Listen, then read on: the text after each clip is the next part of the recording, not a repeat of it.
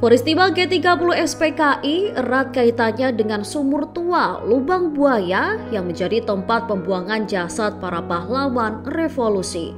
Ketujuh jenazah pahlawan revolusi yakni Letnan Jenderal Anumerta Ahmad Yani, Brigadir Jenderal Sutoyo Siswodiharjo, dan Leto Pierre Andreas Tendean ditemukan di sumur tua Lubang Buaya pada 4 Oktober 1965. Jasad ketujuh korban G30 SPKI tersebut baru diketemukan 3 hari setelah aksi penculikan dan pembunuhan dilancarkan oleh pasukan Cakrabirawa pimpinan Letkol Untung. Penemuan sumur tua tempat pembuangan para korban bermula pada 3 Oktober 1965. Kala itu ada informasi bahwa para jenderal dibawa ke desa Lubang Buaya. Kala itu seorang anggota polisi bernama Sukitman ditemukan. Ia sempat ikut diculik ketika berpatroli di dekat rumah DI Panjaitan di Kebayoran Baru, Jakarta Selatan saat peristiwa G30 SPKI terjadi. Diculik dengan kondisi mata ditutup, Sukitman rupanya dibawa ke tempat yang sama di mana para jenderal ditawan dan disiksa. Sukitman ditawan dalam sebuah ruangan di sebuah rumah.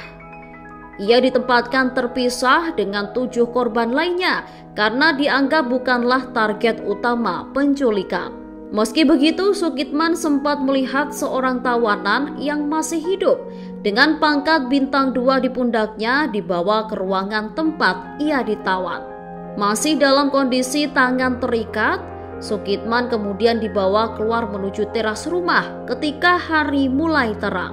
Dari teras rumah tersebut, Sukitman menyaksikan dengan kedua matanya sendiri banyak orang mengerumuni sebuah sumur. Rupanya Sukitman dipaksa untuk menonton peristiwa sadis sejumlah tawanan dibawa dan dimasukkan ke dalam sumur tua secara bergantian. Para tawanan yang merupakan Dewan Jenderal itu dilempar ke dalam sumur. Pasukan PKI juga memberikan rentetan tembakan ke dalam sumur untuk memastikan mereka semua tewas. Menyaksikan pembantaian terjadi di depan matanya, Sukitman ketakutan dan berdoa agar ia tak menjadi korban berikutnya untuk dieksekusi.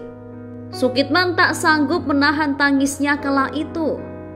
Ia kemudian dihampiri oleh seorang anak buah Letkol Untung yang mengatakan bahwa ia tidak dibunuh karena merupakan sama-sama seorang prajurit. Setelah eksekusi terhadap Dewan Jenderal selesai, Sukitman ikut dengan pasukan Cakrabirawa menuju gedung Penas di kawasan Halim Perdana Kusuma. Sukitman yang kelelahan kemudian tertidur. Ketika ia terbangun, ia tinggal seorang diri dan seluruh pasukan yang membawanya telah menghilang. Sukitman kemudian ditemukan oleh tim patroli Resimen Cakrabirawa di bawah pimpinan Kapten Eko yang tak terlibat dalam aksi pemberontakan. Dibawa menghadap Pangkostrat Maijen TNI Soeharto, Sukitman menceritakan peristiwa sadis yang dialaminya. Pasukan Cakrabirawa dibantu TNI AU kemudian menyusuri wilayah Halim Perdana Kusuma. Mereka mencari lokasi yang diceritakan oleh Sukitman.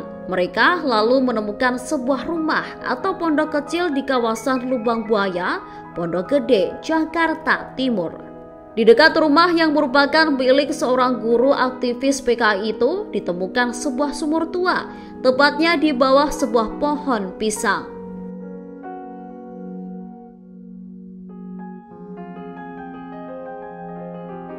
Sumur tersebut mencuri perhatian karena tertimbun tanah dan ditutupi dedaunan segar, gedebok pisang, dan ditemukan sejumlah potongan kain. Penggalian awal dilakukan dibantu warga sekitar.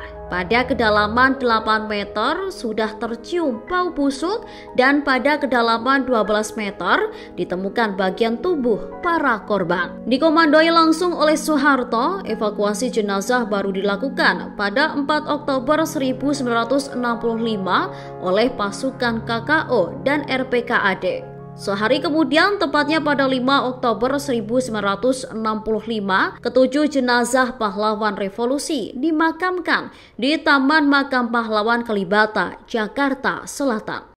Terima kasih sudah nonton. Jangan lupa like, subscribe, dan share ya.